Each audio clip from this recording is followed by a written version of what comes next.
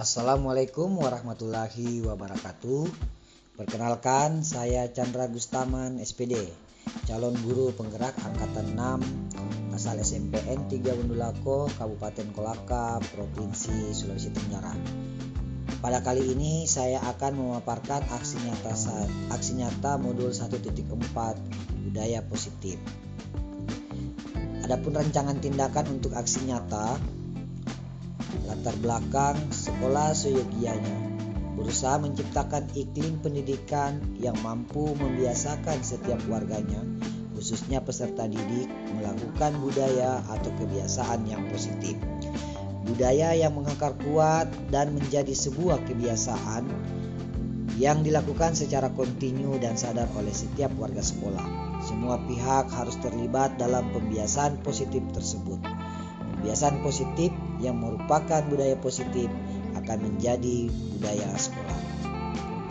Tujuan aksi nyata saya di sini yang pertama, menerapkan budaya positif di kelas sehingga dapat menumbuhkan karakter baik pada siswa seperti mandiri, tanggung jawab, percaya diri, dan saling menghargai. Yang kedua, menumbuhkan nilai-nilai profil pelajar Pancasila pada diri siswa dalam kegiatan pembelajaran. Adapun lini masa tindakan, yang pertama merancang kegiatan aksi nyata yang akan dilakukan dan menyampaikan hasil rancangan kepada kepala sekolah. Yang kedua, melaksanakan sosialisasi kepada seluruh warga sekolah, meliputi kepala sekolah, rekan guru, siswa, dan tenaga kependidikan tentang budaya positif di sekolah. Yang ketiga, membuat keyakinan kelas dan kelas impian bersama di kelas. Yang keempat, evaluasi dan refleksi terhadap pencapaian pada aksi nyata.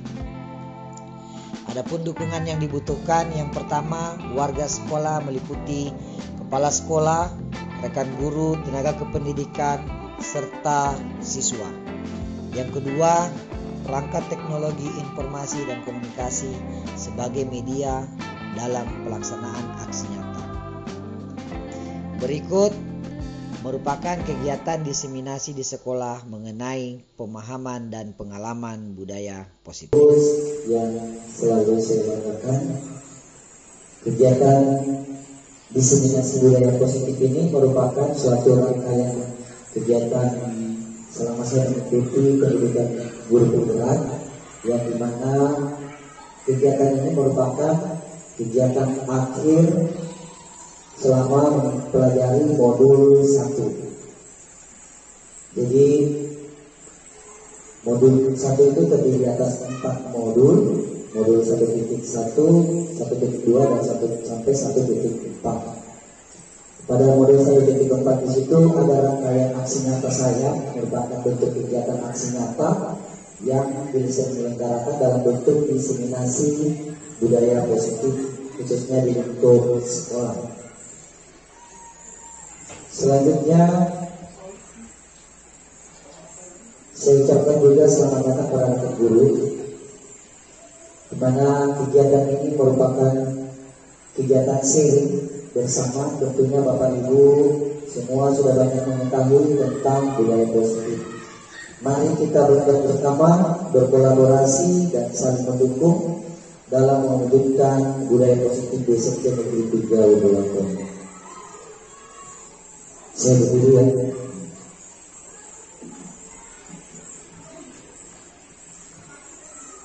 Namun sebelumnya, mungkin Bapak Ibu sudah pernah mendengar namanya budaya positif ya. Kalau budaya positif itu biasanya terdiri atas, kalau kita bilang budaya positif itu dibagi menjadi 2 kata, yaitu budaya dan positif. Budaya itu biasanya kita identikan dengan tradisi atau kebiasaan-kebiasaan yang selalunya kita laksanakan di sekolah kita. Positif tentunya semua yang kita lakukan yang bernilai baik, yang semuanya bernilai baik. Jadi dengan demikian kita bisa berasumsi bahwa budaya positif di sekolah ialah nilai-nilai keyakinan-keyakinan dan kebiasaan-kebiasaan di sekolah yang berpihak pada murid agar murid dapat berkembang menjadi pribadi yang kritis penuh hormat dan bertanggung jawab. Nah, inilah yang akan kita bangun di sekolah dalam artian bagaimana kita membangun budaya positif itu, yaitu dengan memberikan atau menanamkan nilai-nilai atau keyakinan-keyakinan kepada siswa kita. Jadi ke depan itu semuanya konsepnya adalah berpihak pada murid. Jadi nilai dan keyakinan yang kita akan tanamkan kepada murid. Apa yang kita ketahui sendiri bersama, yang nilai positif itu yang akan kita bawa ke siswa agar siswa itu mempunyai nilai dan keyakinan untuk bagaimana berbudaya positif. Apa pentingnya budaya positif? Yang pentingnya budaya positif itu tentunya akan membangun suasana positif yang dimana akan mendukung dan menciptakan pembelajaran yang kondusif. Jadi dengan adanya budaya positif pastinya akan mendukung dalam proses pembelajaran sehingga tercipta pembelajaran yang kondusif. Pembelajaran yang kondusif tentunya akan menghasilkan pembelajaran yang menyenangkan, sehingga dengan budaya positif ini tentunya nantinya akan menggerakkan moral sehingga menjadikan murid yang berkarakter seperti apa yang kita harapkan. Apa yang akan kita bahas dalam konsep budaya positif? Yang pertama adalah perubahan paradigma tentang terkontrol, kemudian yang kedua disiplin positif, kemudian yang ketiga motivasi perilaku manusia, yang keempat keyakinan kelas, yang kelima kebutuhan dasar manusia, yang keenam posisi kontrol restitusi, dan yang ketujuh yang terakhir adalah segitiga restitusi. Baik Bapak Ibu sekalian, kita masuk yang pertama adalah perubahan paradigma kontrol. Mungkin saya ingin juga ajak teman-teman semua, Bapak Ibu semua, supaya kita lebih memahami paradigma kontrol atau paradigma perubahan kontrol. Mungkin Bapak Ibu bisa mengepalkan tangannya dulu, bisa mengepalkan tangannya, oke. Sekarang coba Bapak Ibu lepaskan kepalanya. Ya, kembali lagi kepala. Oke, cukup. Nah, kalau misalnya di dalam genggaman Bapak Ibu ada sesuatu yang bermakna, ada sesuatu yang harus kita simpan dan kita jaga, kita dengar. Sekarang pertanyaannya adalah, apakah itu kalau misalnya saya mengajak Bapak Ibu untuk membuka genggaman itu, apakah Bapak Ibu akan membuka atau tidak? Misalnya ada sesuatu yang rahasia di genggamannya.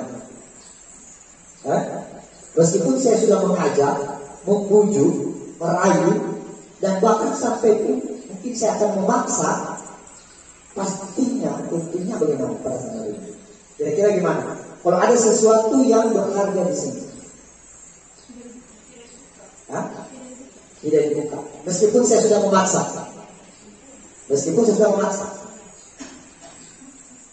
Kalau saya membujuk, merayu, kan biasanya merayu dulu kan, supaya mau dibuka. Membuka untuk. Tapi kalau misalnya dia masih bersetuju untuk tidak, meskipun saya memaksa untuk membuka genggaman itu, nanti juga Bapak Ibu pastikan punya argumen kenapa untuk tidak buka. Punya alasan kan? Nah, coba mungkin sahabat Ibu Will bisa. Iya, mungkin karena yang kita genggam itu adalah rahasia yang sangat tidak boleh diketahui oleh siapapun. Baik itu mungkin anak kita, pasangan kita, orang tua kita, sebenarnya kita sendiri yang kita. Kalau Ibu Rina? Iya. Berarti kalau kita menjaga berarti ada semacam tanggung jawab kan, seperti apapun itu, bujukan apapun itu, ya. Nah, dari konsep itu, jadi tadi saya suruh mengempalkan, Bapak Ibu kan mengempalkan. Setelah saya membuka, Bapak Ibu juga membuka.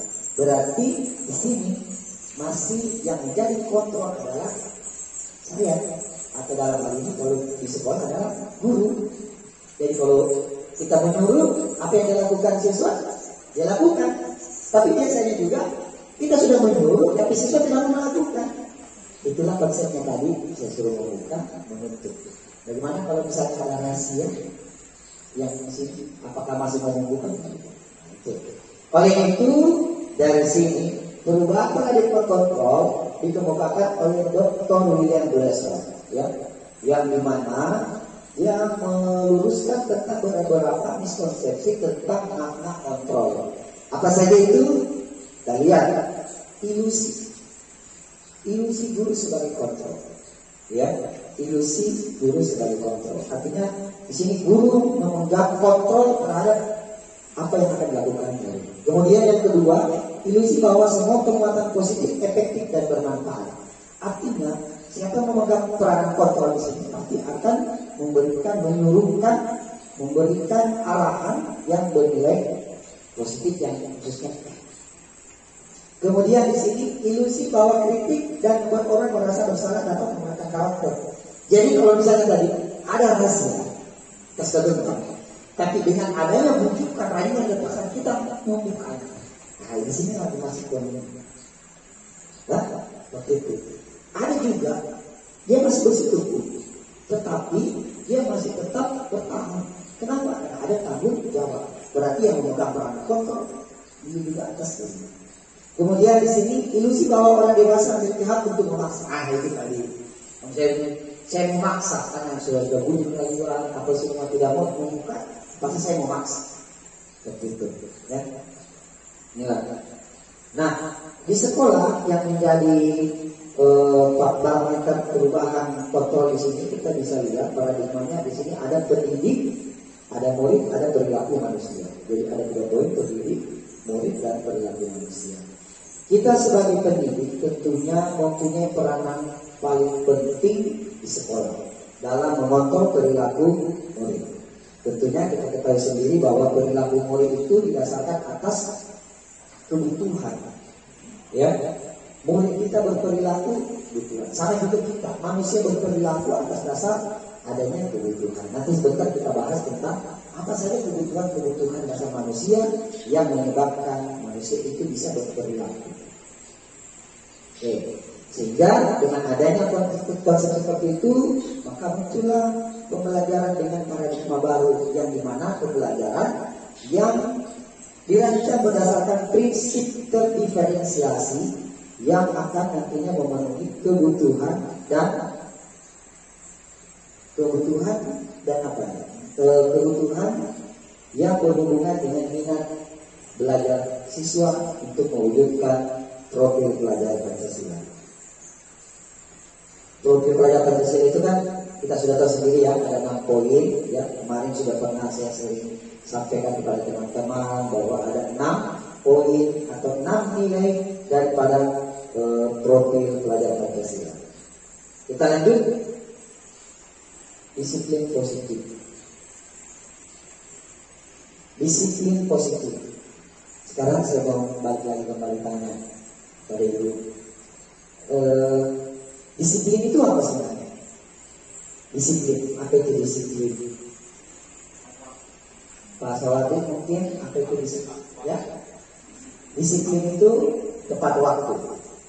Kalau kadang-kadang disiplin kira-kira sesuai pemahaman kata disiplin.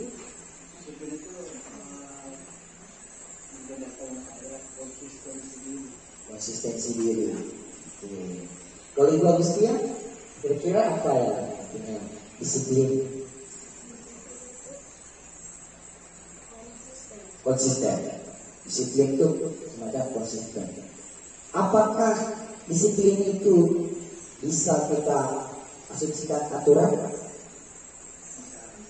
Ya, disiplin, aturan, budaya, perilaku.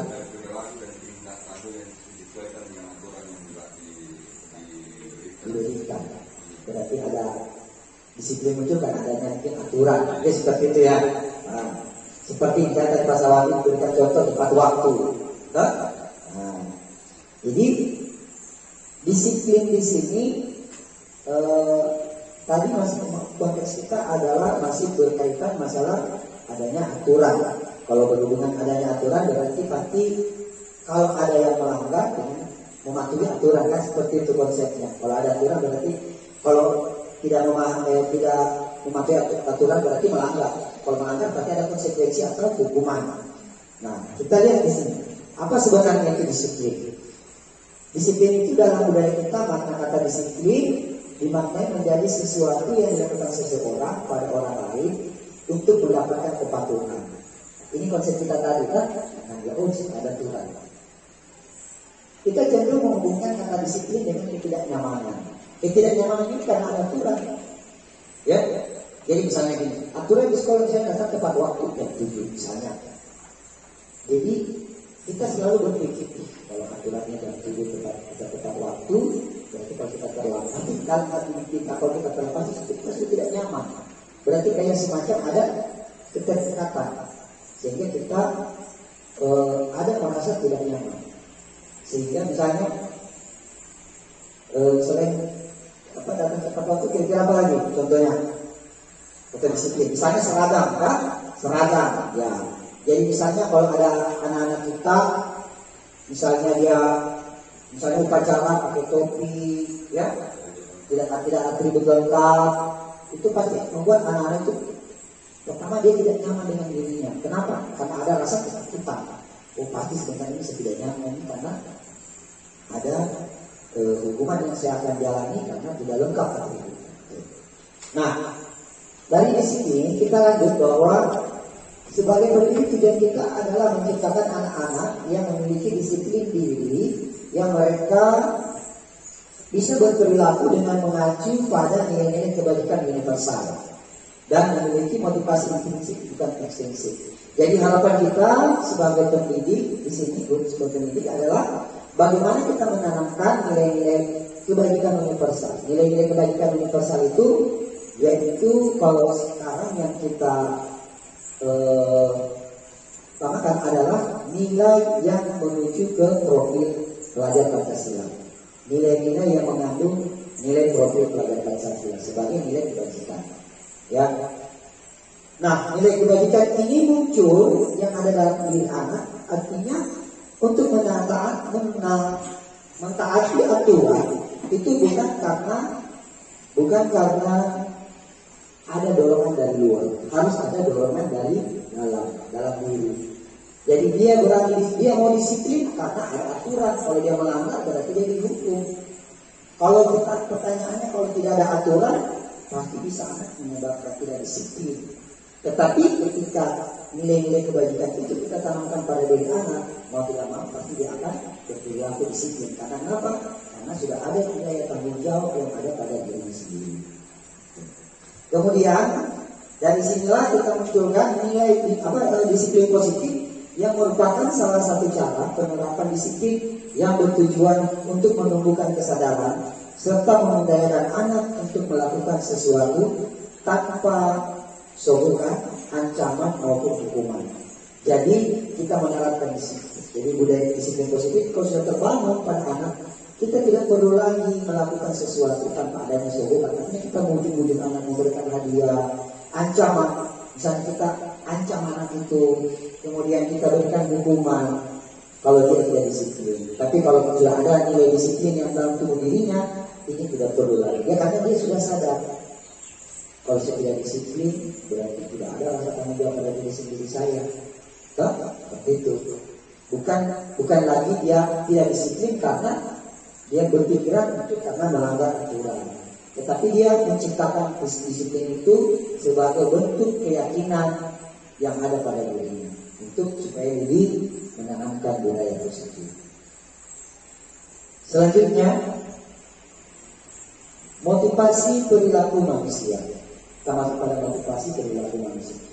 Motivasi merupakan dorongan yang timbul pada diri seseorang secara sadar atau tidak sadar untuk melakukan suatu tindakan dengan tujuan tertentu. Jadi di sini ada 3 poin menjadi poin penting tentang perilaku manusia. Yang pertama adalah menghindari ketidaknyamanan dan hukuman. Motivasi untuk berperilaku baik. Kenapa? Motivasi berperilaku untuk disiplin. Kenapa? Karena untuk menghindari hukuman. Ya. Kemudian yang kedua, dia tidak nyaman. Saya dukung ini. Dan ini saya rasa perasaan dengan teman-temannya dia, sehingga dia tidak nyaman. Ya, untuk menghindari ketidaknyamanan dan hukum. Sehingga dia berperilaku. Jadi murid melakukan disiplin karena takut dihukum. Berarti kalau takut dihukum berarti masih motivasi ekstrinsik dari luar, bukan dari dalam dirinya sendiri. Kemudian yang kedua, mendapatkan imbalan atau penghargaan dari orang lain. Jadi anak-anak itu disiplin dan berperilaku baik karena ada imbalan, dikasih dia hadiah atau reward. Jadi dia bisa mau disiplin kalau ada hadiah. Seperti itu. Kan biasanya gitu. Kalau anak-anak, kalau ada kita suruh kan, kita perintahkan, kalau kita kasih sesuatu cepat sekali itu. Berarti dia mau kerja atau dia mau melakukan karena untuk mendapatkan imbalan itu. Tetapi kita lihat di poin yang ketiga, menghargai nilai-nilai kebajikan diri sendiri. Murid melakukan disiplin karena sadar akan nilai kebaikan dirinya. Ini merupakan motivasi ekstrinsik. Jadi kita tinggal pilih. Ada 3 poin untuk terkait masalah perilaku manusia. Ini menghindari ketidaknyamanan dan hukuman, mendapatkan imbalan atau penghargaan dari orang lain, atau menghargai nilai-nilai kebajikan diri sendiri. Kira-kira dari 3 ini yang mana kita pilih? Ya. Yang ketiga ya. Jadi 23. Kalau yang ketiga ya. Jadi anak-anak itu disiplin karena dia sadar. Kan? Kita harapkan dia disiplin, dia menaati karena dia sadar. Ya, bukan karena ada aturan hukuman. Kan? Dia sadar dia ingin melakukan disiplin karena mau dikasih hadiah. Nah, seperti itu. Yang ini yang kedua ya. Itu. Jadi kita upayakan menciptakan disiplin itu, motivasi perilaku anak itu mulai dari dalam diri. Kita lihat konsep disiplin dengan identitas dasar. Yang pertama, hukuman. Hukuman itu pasti tentunya menyakitkan, ya kan? Nah, tetapi membuat anak-anak jadi taat. Nah, seperti itu, menyakitkan. Kemudian yang kedua, tidak nyaman. Ya, kalau sudah dihukum pasti sudah tidak nyaman. Kemudian murid jadi takut. Kalau hukuman itu tanpa ada ini langsung dia sifatnya memaksa, ya. Murid menyembunyikan kesalahan. Kenapa murid menyembunyikan kesalahan? Kenapa murid sudah berbohong? Karena takut. Tadinya dia akan jujur karena takut. Kenapa takutnya? Karena hukuman. Lebih saya bohong saja. Kalau saya bohong berarti saya selamat. Tetapi dari situlah ini karena hukuman. Murid menjadi rendah diri. Jadi biasanya kalau selalu dihukum, ya, karena selalu dihukum, anak itu menjadi dia kayak semacam ini dengan teman-temannya, ya, merasa merendahkan teman-temannya. Kemudian yang kedua, ini konsekuensinya juga adalah penghargaan, memberikan reward, memberikan hadiah. Memberikan reward atau hadiah di sini berupa bentuk barang ataupun uang ataupun jenis. Yang pertama tidak efektif. Kenapa tidak efektif? Kalau anak-anak dikasih hadiah, ya, dia sudah melakukan dikasih hadiah. Anak-anak itu akan melakukan seperti itu lagi. Dia akan mengulangi perilakunya seperti itu. Kenapa? Karena tidak ada diiming-imingi. Saya melakukan lagi, dapat hadiah. Lakukan lagi, dapat hadiah. Ya? Nah. Kemudian yang kedua, merusak hubungan. Kenapa merusak hubungan? Karena pasti anak-anak, karena selalu diberikan hadiah, pasti anak-anak nantinya yang selalu mendapat hadiah akan termotivasi terus karena hadiah itu. Nah, sehingga guru akan memberikan hadiah, sehingga teman-temannya yang lain tidak mendapat hadiah, nantinya akan mempunyai rasa iri. dia lagi dapat hadiah, dia terus, kita tidak pernah dapat hadiah. Jadi sehingga bisa menyebabkan merusak hubungan atau sifat ini. Mematikan kreativitas. Kenapa mematikan kreativitas? Karena anak-anak sudah berbuat sesuai dengan apa yang diinginkan guru, dia dapat hadiah. Tidak ada lagi kreativitas. Yang penting sudah buat seperti itu, sudah dapat hadiah. Karena kenapa yang dipikir cuma hadiah? Tidak ada dia mengumpulkan kreativitas lain. Mengukur dengan sistem ranking. Mungkin sekarang kalau dulu kan ada ranking 1 sampai ranking terakhir, ya. Berarti yang paling bawah itu adalah siswa yang paling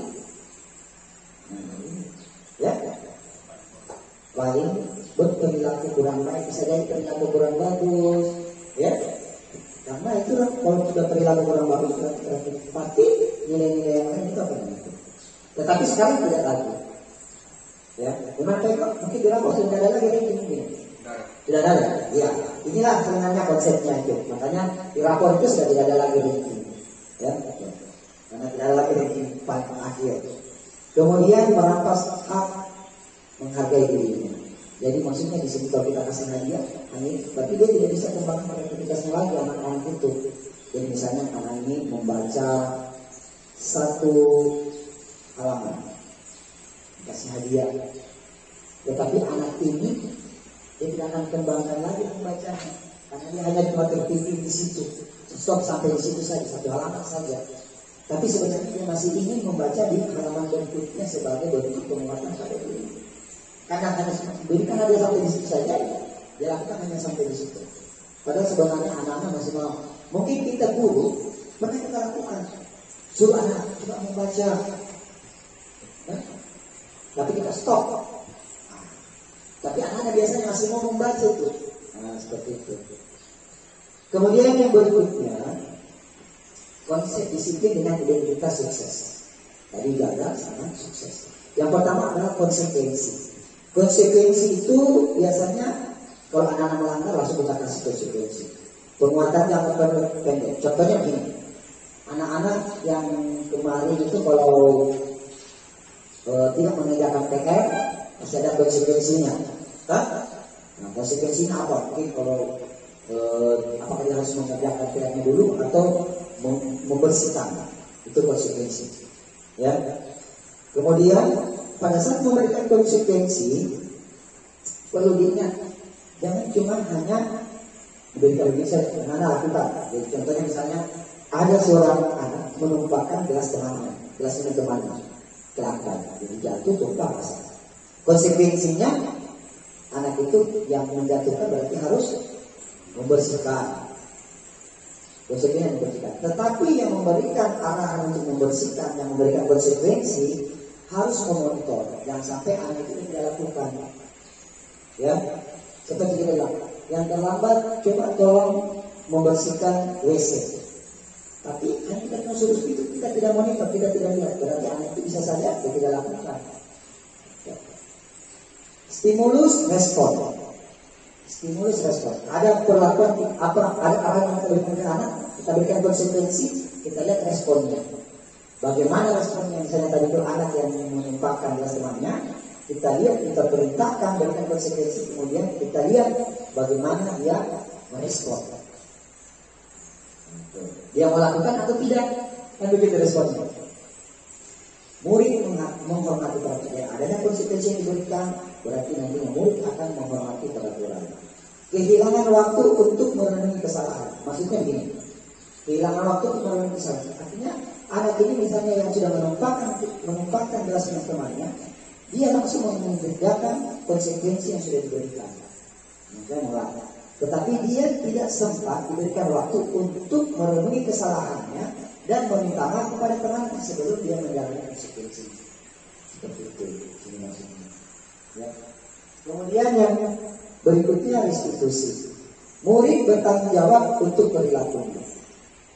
Jadi ketika murid menumpahkan gelas temannya, dia sudah, kalau ini saya harus membersihkan, saya minta maaf dan membersihkan. Fokus pemecahan masalah jangka panjang. Jadi karena sudah ada tertanam nilai-nilai kebajikan universal pada diri anak itu, tentunya dia akan tidak akan berperilaku misalnya menumpahkan gelas teman-temannya, karena dia sudah tahu, oh kalau misalnya saya tumpahkan gelas teman ini, berarti saya tidak menghargai teman saya, menghormati teman saya, seperti itu, karena sudah ada perilaku. Kemudian yang berikutnya, murid menghormati dirinya dan orang lain, itu tadi ya. Kemudian teori kontrol, dirinya memegang kontrol, berarti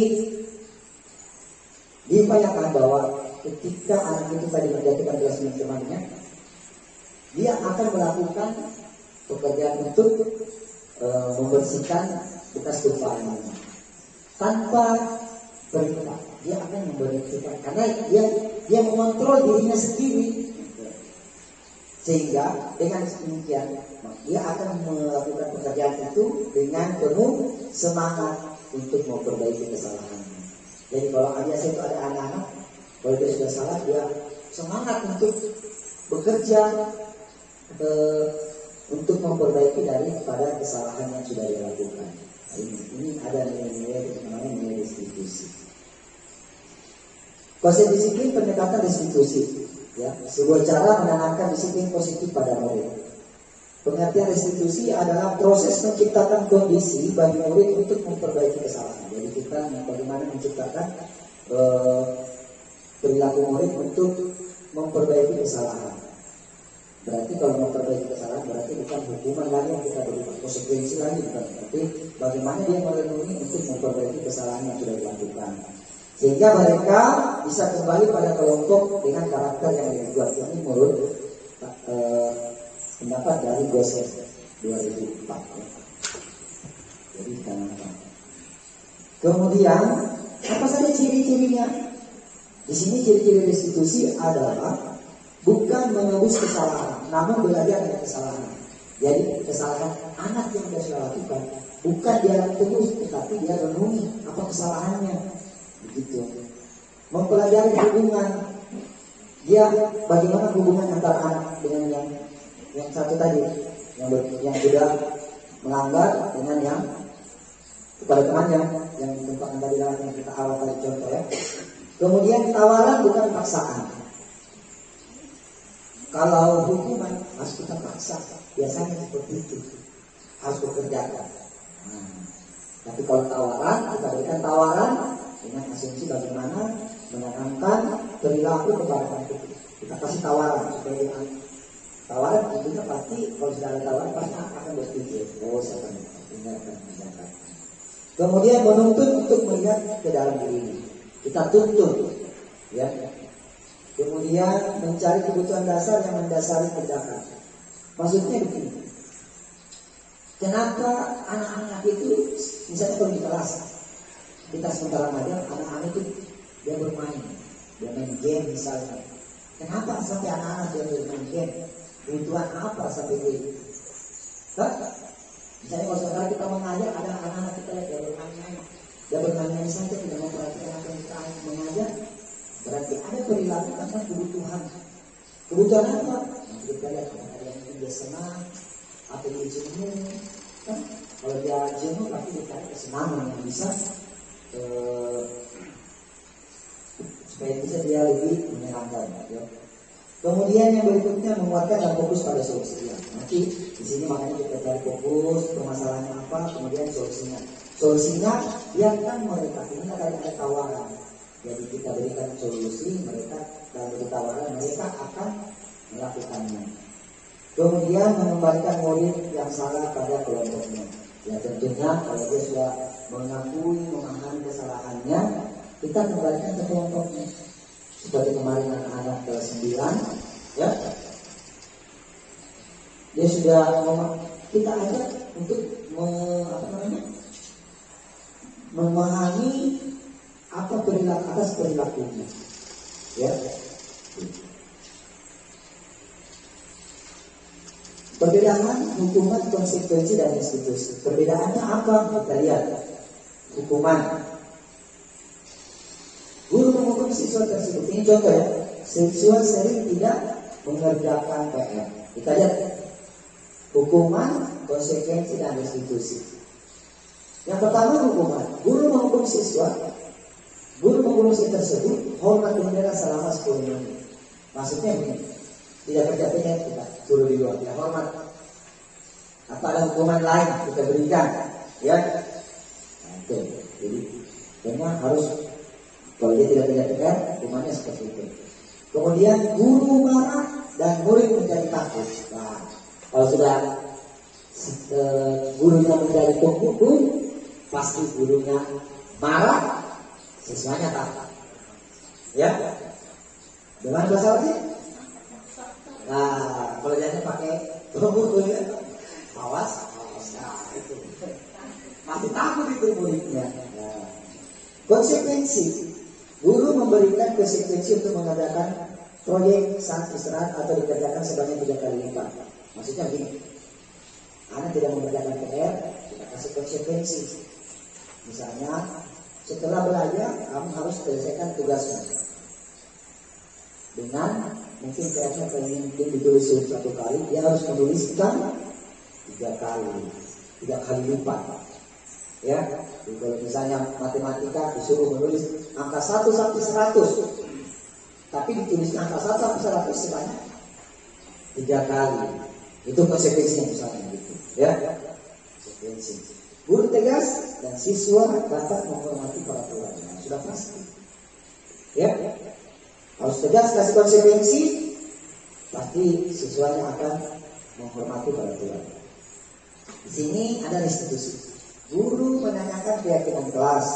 Jadi harapan kedepannya nanti Bapak Ibu wali kelas kalau bisa di kelas nanti kita pajang namanya keyakinan kelas. Ya, keyakinan kelas untuk selalu mendorong siswa untuk memiliki nilai karakter budaya positif. Kita bikin kayak model spanduk atau baliho. Jadi setiap yang masuk di kelas ada nilai, ya. Guru menanyakan keyakinan kelas dan membantu siswa menyelesaikan masalahnya. Jadi menanyakan keyakinan kelas, apa yang kita sudah lakukan? Kalau kesalahan berarti kembali lagi. Apa yang kamu sudah yakini ternyata menyalahi, tidak sesuai dengan keyakinan yang kita sudah bangun. Keyakinan kelas itu dibangun atas kesepakatan bersama warga kelas, bukan warga sekolah. Nanti ada juga kesepakatan atau nilai keyakinan sekolah. Kalau warga kelas berarti semua yang ada di kelas, guru dan murid. Hanya biasanya sekarang setelah saya mengikuti kegiatan pendidikan bergerak ini, yang saya lakukan adalah yang pertama mencoba membuat kesepakatan kelas di awal pembelajaran.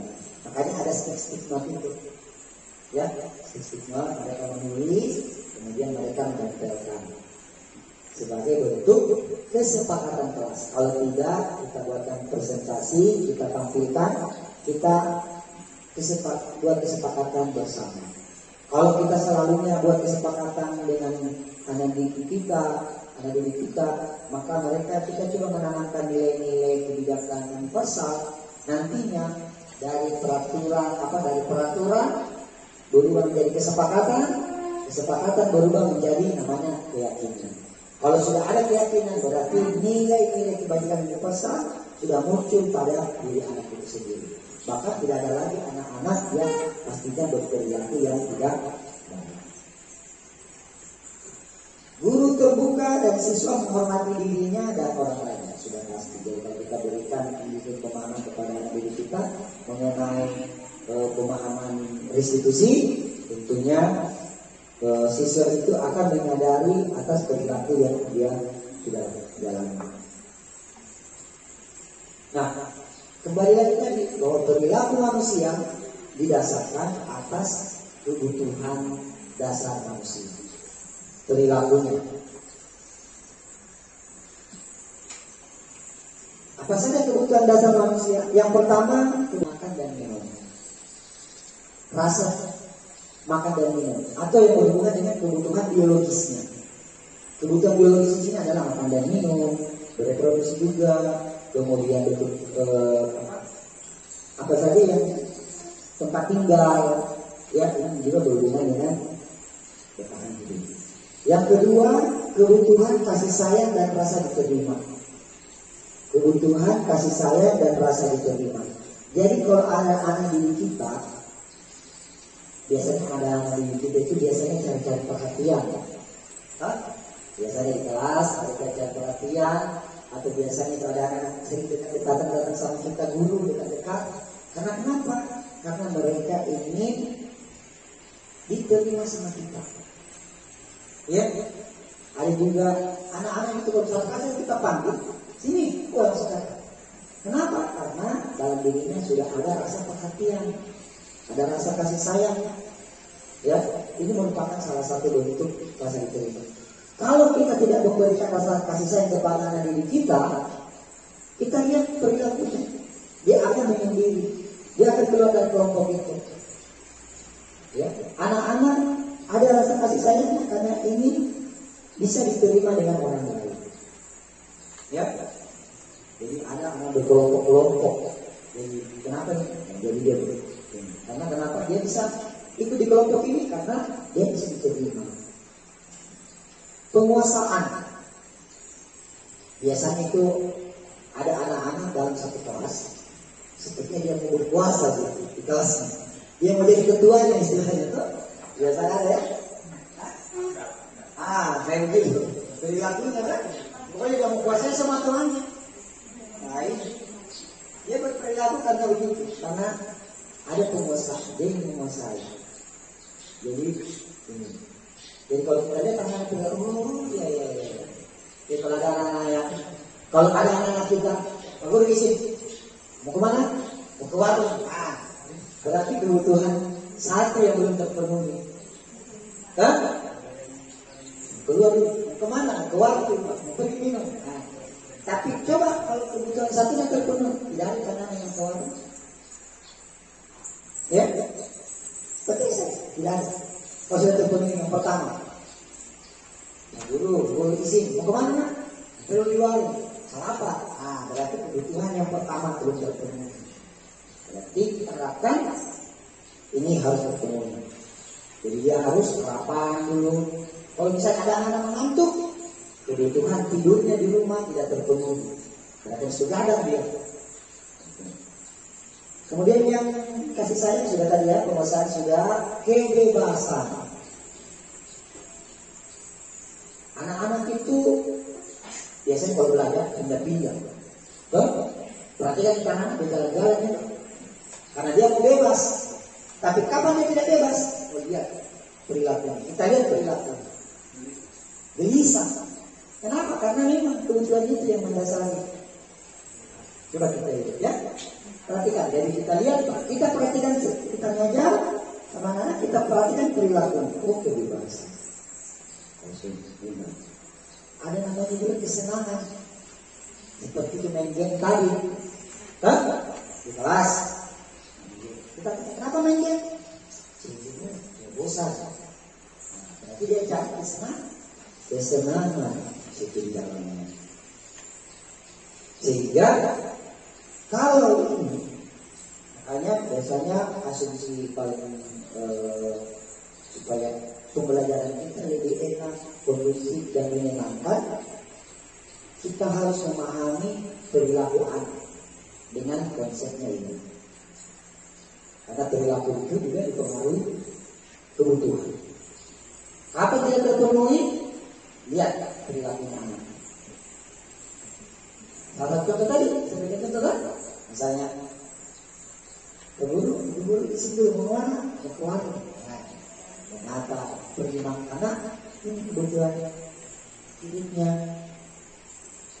Ada juga anak-anak kesana kemari, tidak keras, ya. Ada bilang, ini kelas kacau sekali. Padahal mereka belajar, dia mau bebas mau bergerak. Makanya nanti ke depan ada namanya pembelajaran berdiferensiasi, pembelajaran yang mengacu ke kebutuhan anak. Ya. Jadi nanti kita akan lihat bagaimana konsepnya anak itu belajar sesuai dengan kebutuhannya dan minatnya. Kebutuhan dan minat kebutuhan dan minatnya, mau tidak mau anak itu akan termotivasi untuk belajar. Ada anak kalau diferensiasi kebutuhan dan minat pasti berkaitan dengan gaya belajar. Gaya belajar itu ada yang auditory, ada visual, ada kinestetik. Gitu. Nanti kita cari waktu lain kita bahas tentang pembelajaran dan diferensiasi. Sekarang kita lihat posisinya Bapak Ibu kalau mengajar dapat anak-anak yang bermasalah. Di mana kira-kira posisinya?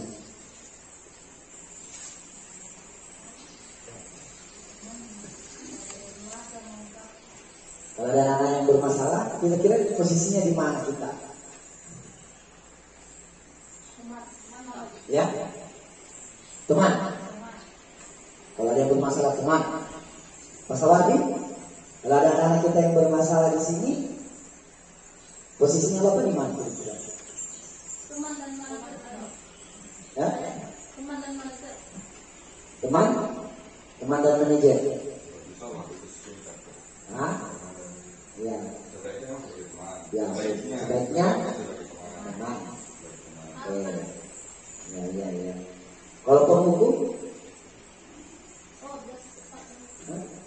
Penghukum itu kan tadi kita sudah di awal tadi kan? Kita sudah bahas bahwa awas. Nah, biasanya gitu. Kalau ibu guru selalu saya perhatikan. Awas lah. Itu ya. Di sini ada penghukum. Jadi kalau ada guru yang selalu memberikan hukuman kepada siswa, berarti guru berada dalam posisi penghukum. Ya. Nah, jadi kalau misalnya ada penghukum,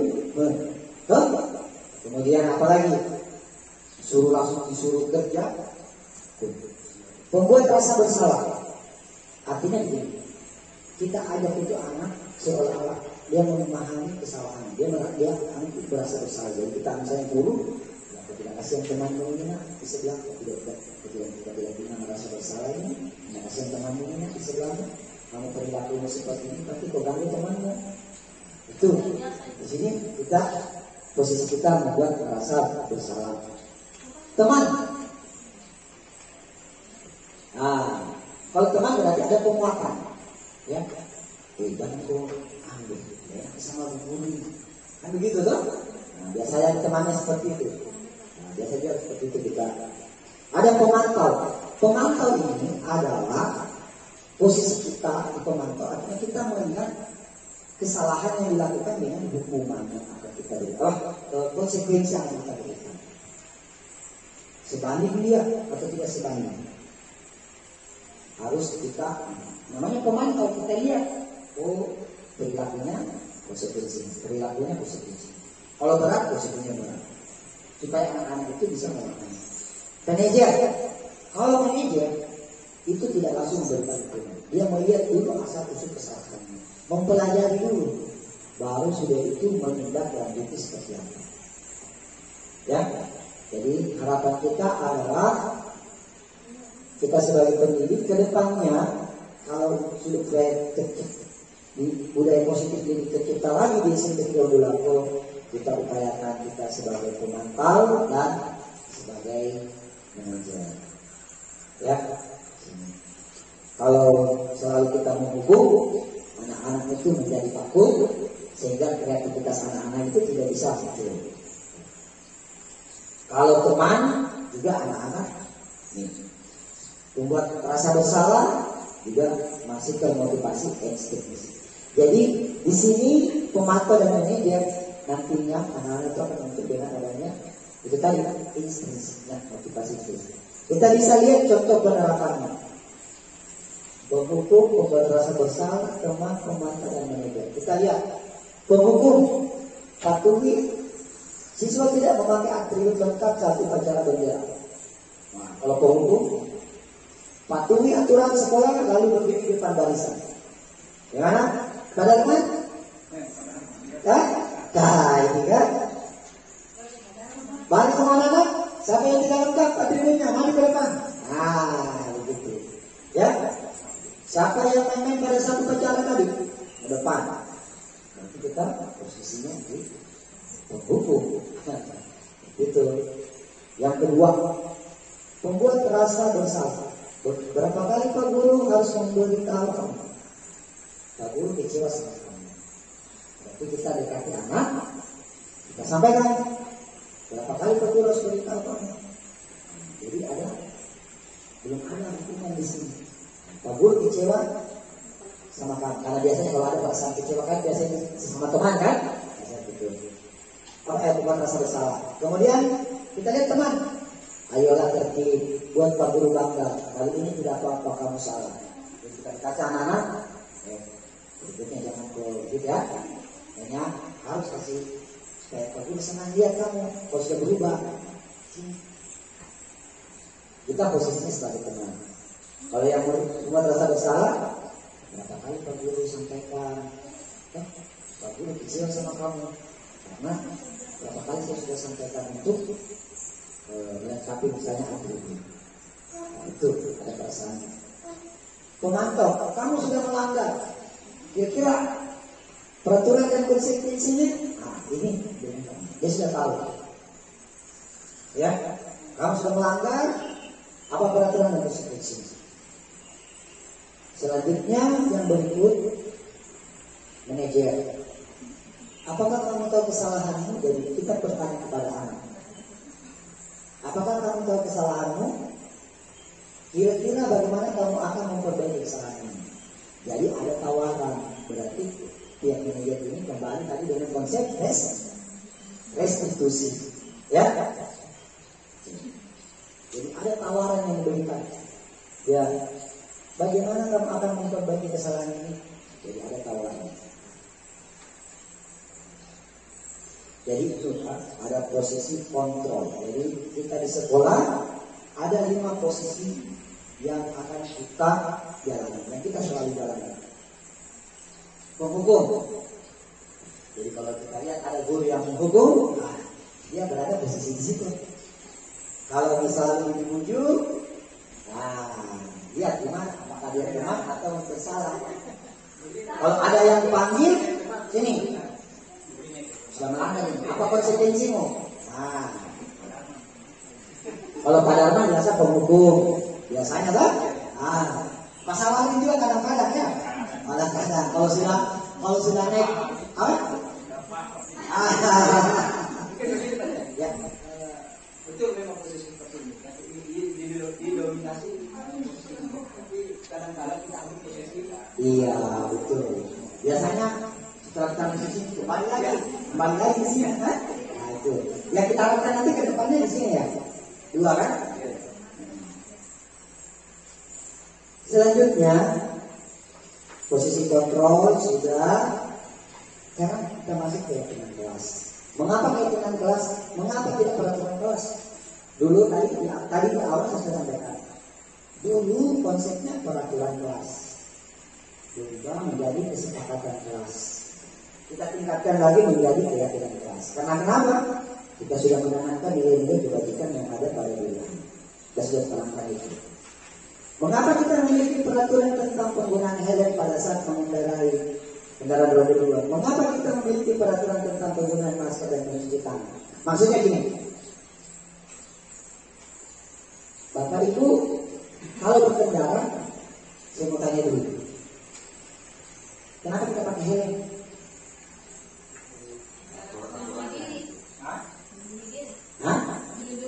Melindungi diri.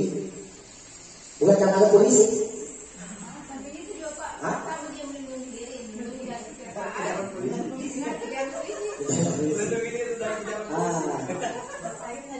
Awalnya, kalau kita tidak punya nilai kebaikan dalam diri, kita pasti berpikir, pakai helm, ada polisi, kaki juga, toh? Kita tidak sadar, kita pakai helm itu adalah untuk melindungi diri. Kita tidak tahu di jalan. Nah, coba perhatikan, ada biasanya orang kita temui, dia dekat pas pakai helm, dia dekat pakai helm, dan dia sudah jadinya apa? Saat itu pakai helm. Sudah terbiasa, berarti itu sudah ada nilai kebaikan dalam diri. Karena saya digunakan helm bukan hanya karena peraturan saja, tetapi untuk keselamatan. Itulah. Selanjutnya, mengapa kita memiliki peraturan menggunakan masker dan mencuci tangan setiap saat?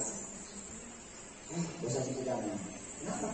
Harus cuci tangan, pakai masker. Gunanya menggunakan masker dan cuci tangan untuk kesehatan dan melindungi diri juga. Apa tuh ada virus corona atau COVID? Kita tidak tahu kan? Kita pakai masker keluar, naik motor pakai masker. Ya.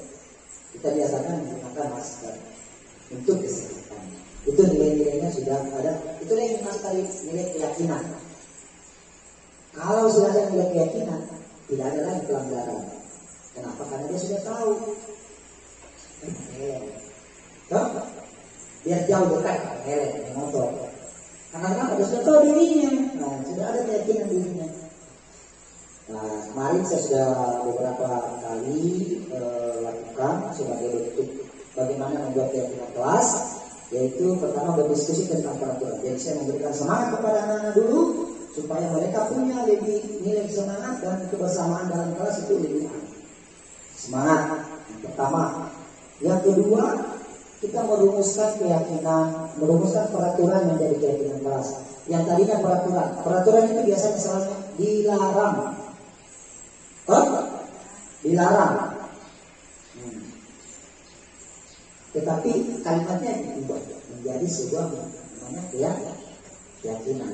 Dilarang membuang sampah sembarangan. Ya, berarti nilai keyakinannya apa? Buanglah pada sampah tempatnya. Atau kebersihan adalah sebagian dari iman. Kan gitu toh? Jadi ada nilai-nilai keyakinan. Sudah bukan lagi dilarang. Jadi kalau dilarang berarti kita masih peraturan. Ya? Nah, dilarang yang boleh masuk harus pakai masker. Ya?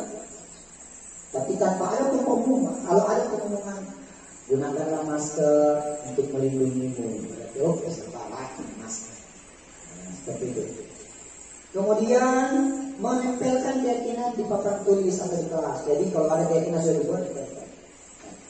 Jadi nanti kalau ada yang melanggar dari keyakinan itu, kita lihat kamu sudah berkeyakinan. Kenapa? Berarti kamu belum meyakini dengan nilai-nilai kebajikan yang ada pada diri.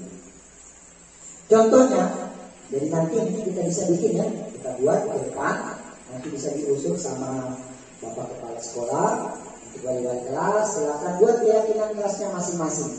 Buat keyakinan kelasnya masing-masing karena kenapa? Keyakinan kelas ini bisa saja berbeda-beda. Ya, berbeda-beda.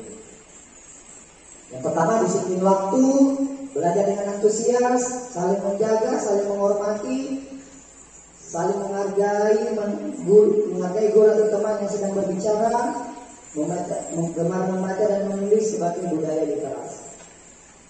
Ini bentuk contoh keyakinan. Tidak ada di sini peraturan. Tidak ada lagi namanya dilarang. Ada? Nah, ini.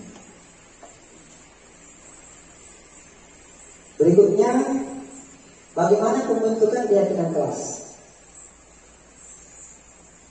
Sebelum saya masuk ke sini, slide ini, saya kembali lagi ya keyakinan kelas. Keyakinan kelas itu tidak ada lagi kata dilarang. Berarti bukan peraturan lagi, kan? Berarti sudah menunjukkan keyakinan. Oke, kita lanjut. Bagaimana pembentukan keyakinan kelas? Pembentukan keyakinan kelas itu lebih abstrak dari peraturan, kan? Lebih abstrak. Kemudian berupa pertanyaan universal. Kemudian sedikit saja agar mudah diingat. Artinya tertulisnya sedikit kan, tapi mudah diingat seperti tadi. Apa tadi? Disiplin tepat waktu. Nah, sedikit sekali kalimatnya. Budaya 5S. Senyum, salam, sapa. Apa tadi? 5S. Ayo. Senyum, salam, sapa. 5S. Ayo. Senyum, sapa, salam, sopan dan santun. Iya ini ya. Oke. Berikutnya sesuai dengan kondisi kelas dan sekolah agar mudah diterapkan. Jadi nanti kita belajar di semester baru nanti ketika ada rapat awal semester kita mencoba membuat keyakinan kelas dan ditempelkan di kelas, tetapi ingat, keyakinan kelas itu disepakati oleh warga sekolah atau warga kelas. Kemudian dikembangkan lagi, kita akan menyusun bersama warga sekolah dalam menciptakan atau menyusun, membuat keyakinan di sekolah kita. Sehingga nanti dengan adanya keyakinan bisa menciptakan budaya positif. Ya. Nah, di sini di dalam budaya positif itu tentunya poin yang terakhir adalah segitiga restitusi. Segitiga restitusi ini adalah bagaimana kita mencari solusi yang terbaik kepada anak-anak kita yang berperilaku tidak positif atau bermasalah. Yang pertama kita lihat di sini menstabilkan identitas yang dibawa ya. Yang dibawa itu menstabilkan identitas. Artinya apa? Setiap orang pasti pernah melakukan kesalahan. Ini ya. Kamu bukan satu-satunya yang pernah melakukannya. Jadi menstabilkan. Jadi biasanya pertanyaannya itu. Jadi kalau kata siswa yang mungkin, kamu bukan yang orang yang pertama pernah melakukannya. Maintain di kelas. Ya, itu salah satunya. Kemudian yang kedua, validasi tindakan yang salah. Kita palingkan tindakan yang salah. Kita melihat, kamu di sini contohnya kita bisa berikan kepada anak kita. Kamu tentunya punya alasan mengapa melakukan itu. Misalnya dia bermain game di kelas. Tentunya anak itu dia berperilaku kenapa? Karena pasti dia punya alasan. Makanya itu alasan dia bosan, dia jenuh. Kan? Dia bosan dengan guru, dengan mengajar seperti itu. Nah, seperti itu. Kemudian yang berikutnya, setelah menstabilkan kita validasi tindakan yang salah, maka kita menanyakan keyakinannya. Keyakinan apa di sini? Kita lihat keyakinan kelas apa yang sudah kita sepakati. Makanya setiap awal pembelajaran kita buat kesepakatan dalam arti keyakinan kelas. Kemudian kita lihat keyakinan apa yang dia sudah sepakati. Jangan dulu kita bilang apa yang dia langgar, supaya dia tahu. Nah, dari poin-poin itu, apakah itu sudah melanggar? Tadi ada ya, melanggar. Sekarang kamu ingin menjadi orang apa? Seperti apa? Kalau begitu, apa yang harus kamu lakukan untuk menebus kesalahannya?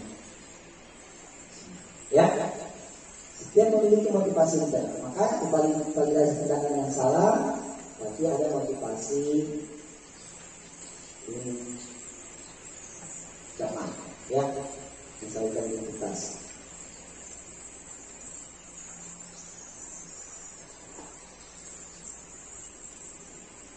Baik, Bapak Ibu sekalian, dari tadi sudah 7 poin pemaparan singkat saya. Di sini sekali lagi saya menyampaikan bahwa kegiatan ini bukan saya mengajari Bapak Ibu, tetapi kegiatan ini merupakan sharing informasi dan berkolaborasi kepada Bapak Ibu semua. Apa yang saya sudah dapatkan selama ini dalam mengikuti kegiatan pendidikan guru penggerak, khususnya budaya positif yang saya sudah pelajari, segala bentuk berbagi saya kepada teman-teman informasi. Saya berkesempatan kegiatan diseminasi untuk saling berbagi dan berkolaborasi. Di sini bukan saya menggurui Bapak Ibu ya. Sekali lagi saya sampaikan kegiatan ini kita tidak saling menggurui, tetapi mari kita sama-sama menciptakan pembelajaran kita nanti yang lebih positif untuk anak-anak kita. Bagaimana kita menciptakan budaya-budaya yang lebih positif di sekolah kita, supaya sekolah kita ini bisa lebih maju lagi. Dalam standar pendidikan nasional, dalam penerapan program disiplin positif, hendaknya guru memiliki standar kepribadian profesional dan sosial yang baik, di mana guru mampu berefleksi pada posisi kontrolnya saat ini. Jadi ingat tadi ya, posisi kontrol ada 5 ya: penghukum, membuat merasa bersalah, Pemantau, pemain dan manajer. Ya. Bagaimana perjalanan dirinya sebagai seorang among? Dalam among itu adalah posisi manajer yang menuntun murid-murid menjadi insan yang mandiri, merdeka dan bertanggung jawab. Artinya maksudnya begini. Dalam filosofi Ki-Hajar Dewantara bahwa kita sebagai pendidik itu ibarat sebagai petani, ibarat petani. Ya. Sedangkan sekolah merupakan ibarat lahan atau kebun. Sedangkan murid-murid kita merupakan adalah benih-benih yang akan kita tanam di lahan tersebut. Sehingga kita sebagai petani harus mampu menanam, merawat nanti menjaga ya. Jadi tujuan kita adalah menuntut tumbuh kembangnya anak-anak didik kita. Menuntut sesuai dengan apa? Sesuai dengan kodrat alam dan kodrat samanya. Pembelajaran ini kita tidak bisa lagi samakan konsep pembelajaran kita yang dulu karena zaman kita sudah berbeda. Tidak sama dengan zamannya mereka dengan kita. Kalau dulu kita mungkin tidak menggunakan IT, sekarang harus menggunakan IT. Kalau kita dulu mengajarnya suka marah-marah, sekarang mengajarnya lagi mungkin marah-marahnya sudah dikurangi. Dulu kita mengajarnya belum berpusat pada murid, sekarang kita rubah mengajar kita berpusat pada murid. Baik Bapak Ibu, demikian pemaparan singkat saya terkait diseminasi budaya positif di SMP Negeri 3 Ulapor. Semoga kegiatan ini bisa membawa manfaat buat kita semua sehingga di sekolah kita bisa mewujudkan budaya positif. Demikian, saya akhiri wabillahi taufiq wal hidayah. Assalamualaikum warahmatullahi wabarakatuh. Pertanyaan saya mengenai motivasi perilaku yang tiga yang sempat tadi dibahas mengenai pemberian imbalan atau penghargaan, kemudian kesadaran diri pada siswa. Yang saya ini bahas yaitu pemberian imbalan. Kalau menurut saya mungkin pribadinya saya ada baiknya itu kalau kita memberikan pemberian dalam bentuk kata-kata atau kalimat-kalimat yang menyentuh hati peserta didik, sehingga dengan demikian akan ada motivasi dalam diri peserta didik untuk menyadari kesalahannya. Seperti itu. Bukan saja dalam bentuk imbalan barang atau hadiah, tetapi dalam bentuk penghargaan, yaitu kata-kata motivasi. Seperti itu. Oke, saya nanya. Dengan saya, Assalamualaikum warahmatullahi wabarakatuh. Oke, saya nanya lagi. Mungkin Ibu Agustia, Ibu Arya mungkin atau Ibu Wi? Baik. Terima kasih atas pertanyaan yang disampaikan oleh Ibu Wi terkait masalah motivasi ya. Motivasi ini biasanya tadi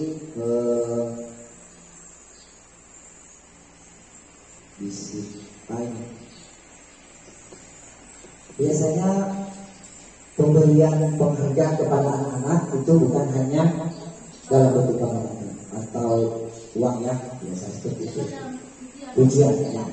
Oke.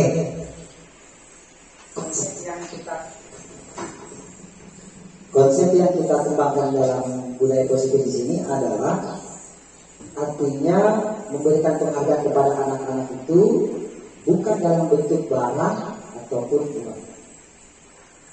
Ya, sekali lagi bukan dalam bentuk barang. Jadi penghargaan yang kita berikan kepada anak bukan berupa barang atau hadiah. Tapi kalau ujian boleh saja. Kalau pujian, jadi misalnya setiap anak yang sudah selesai mengerjakan kita berikan aplaus boleh. Ini masalah bisa. Yang dimaksud di sini penghargaan kalau kita kasih hadiah atau uang. Jadi misalnya ada anak kita 10 kerja atau misalnya dia menyelesaikan tugasnya kita kasih hadiah berupa uang atau barang. Nah, itu yang dimaksud. Itu tidak boleh. Kenapa?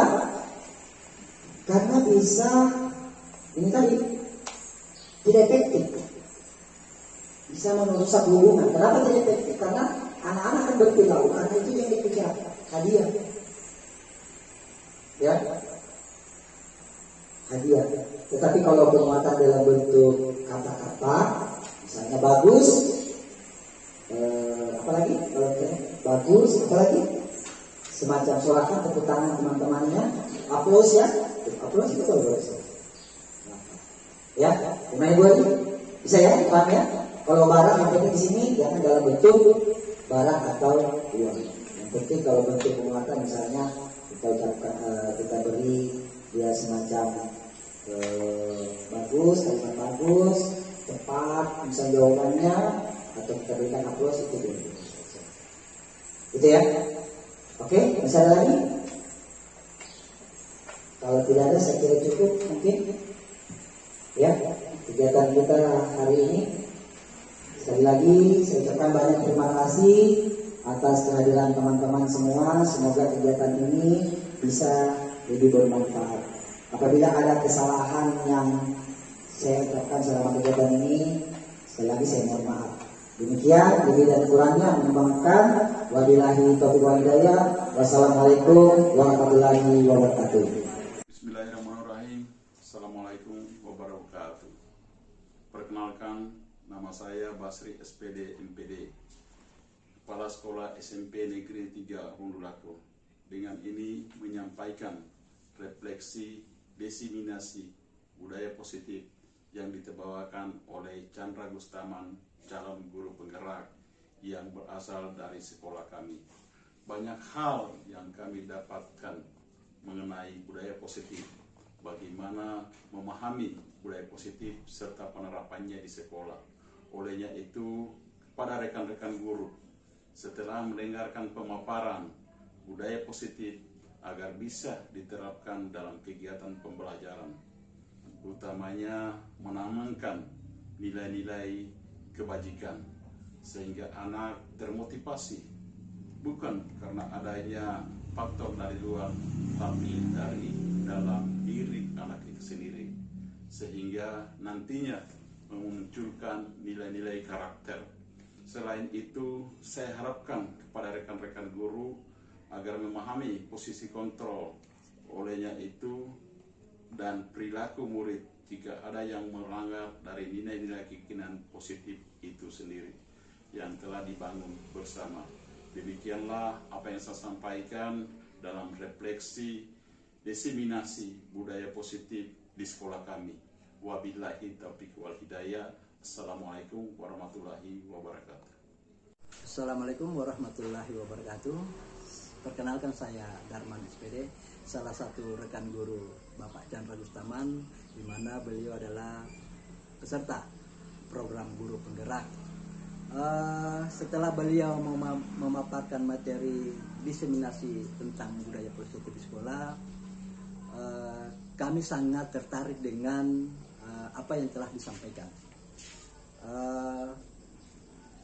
Selama ini posisi kami sebagai guru di sekolah,